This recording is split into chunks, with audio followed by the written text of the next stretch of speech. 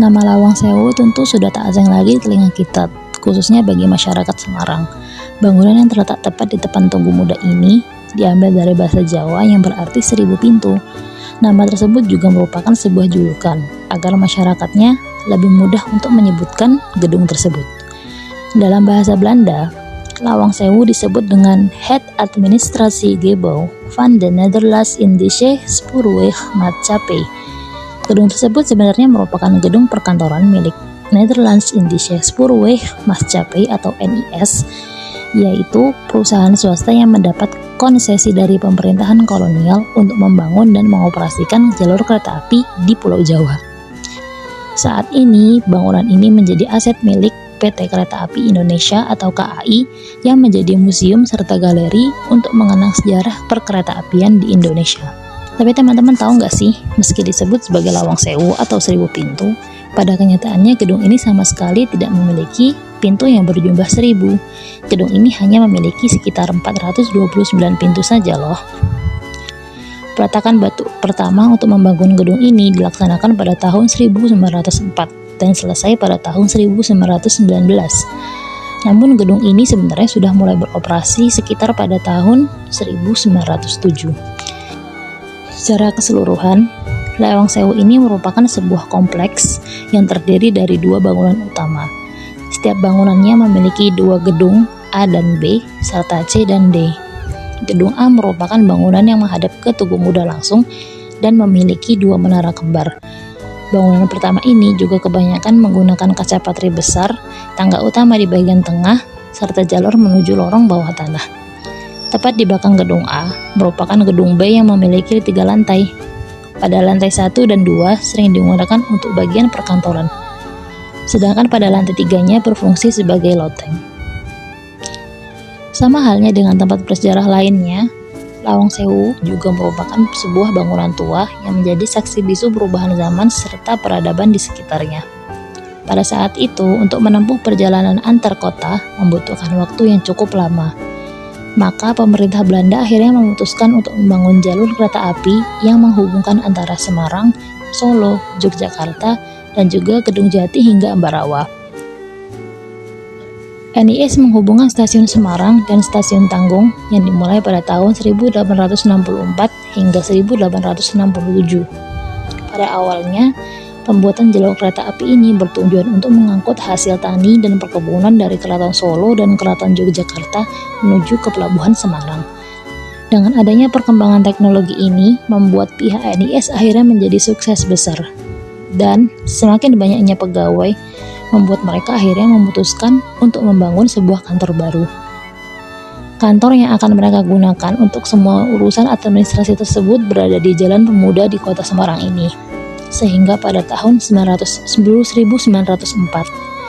proses pembangunan gedung kantor ini pun dimulai dengan menunjuk Jacob Frederik Kleinhammer dan B.J. Quindag sebagai koordinator perencanaan, serta memilih Cosman Citron sebagai arsitek untuk membangun gedung tersebut.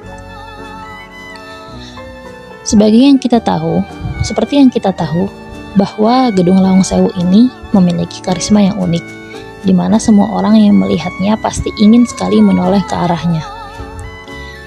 Tentu hal tersebut bukan tanpa alasan. Lawang Sewu tampak mewah dengan desain bangunan khas, rupanya merupakan hasil dari pemikiran yang cukup lama dan detail.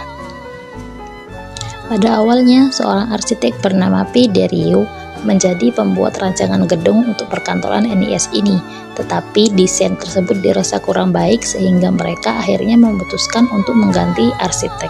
Hasil kerjasama antara Jacob Kleinhammer dan B.J. Quindag serta arsitek muda bernama Cosman Citron membuahkan sebuah rancangan besar yang menawan. Gedung Lawang Sewu ini rupanya dibangun untuk menyesuaikan kebutuhan para pekerjanya dengan iklim Indonesia yang tropis dan cenderung lembab.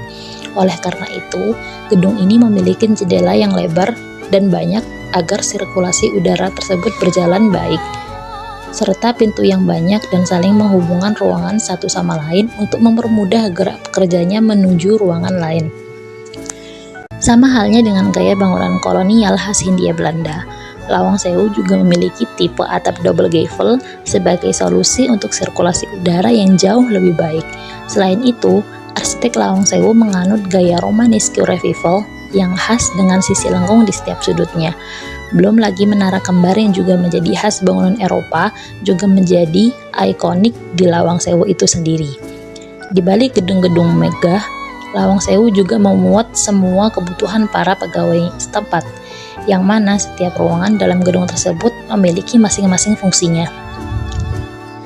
Seperti bangunan untuk perkantoran dengan pintu-pintu yang saling terhubung supaya para pegawai mudah melakukan mobilisasi kerja, ruangan aula besar yang berfungsi sebagai gedung pertemuan, rapat dan berbagai jenis acara, menara kembar yang menjadi tempat penampungan air. Ketika memasuki gedung Lawang Sewu, kamu mungkin bisa melihat bahwa lantai 1 tersebut menjadi museum yang berisi tentang dokumentasi dan juga sejarah perkereta apian di Indonesia. Selain itu, lantai 2-nya berisi aula, serta lantai 3-nya yang berisi ruang rekreasi dan olahraga. Ketika memasuki bangunan tua Lawang Sewu, kamu mungkin akan terpesona dengan gaya menarik bangunan yang juga memiliki nilai-nilai seni, seperti kaca patri yang diletakkan tepat di atas tangga utama, memiliki nilai filosofis sendiri. Ornamen kaca patri tersebut memiliki nilai dan harapan yang berbeda. Kaca patri pertama melambangkan keindahan tanah Jawa yang penuh dengan sumber daya alam, mulai dari flora, fauna, hingga hasil buminya. Kemakmuran tersebut digambarkan dengan indah dengan sedikit sentuhan gaya Eropa. Kaca patri kedua merupakan refleksi kisah tentang Semarang dan Batavia kala itu, di mana kedua kota besar ini menjadi pusat kegiatan maritim.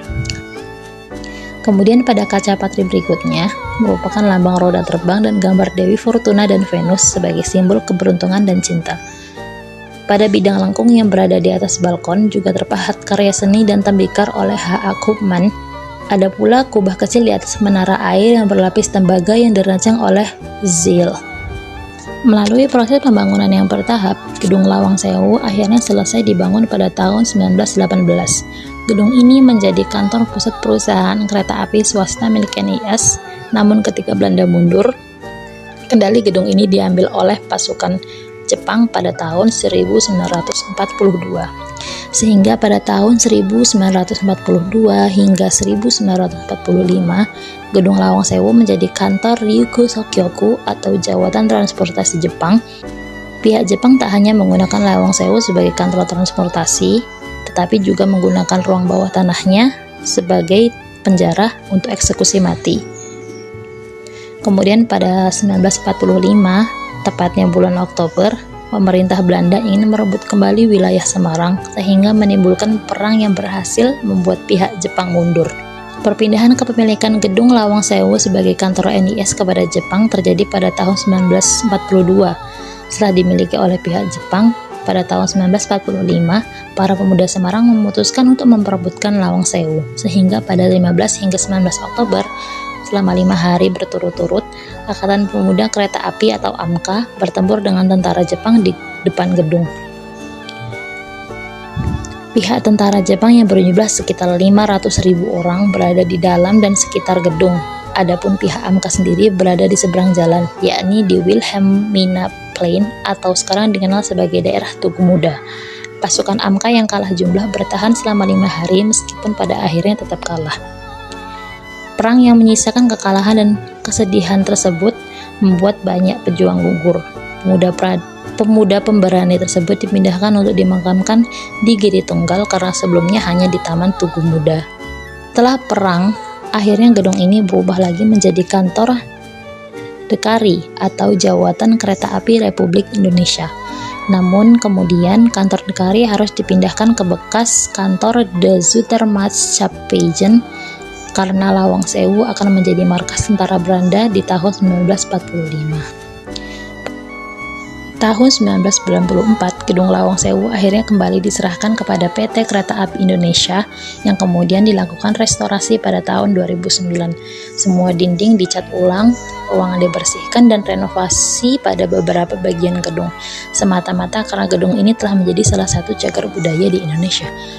Oleh sebab itu, pada tahun 2011 lalu, Ibu Negara Ani Yudhoyono kembali meresmikan gedung yang kini berstatus sebagai museum yang menjadi tempat pariwisata domestik dan mancanegara.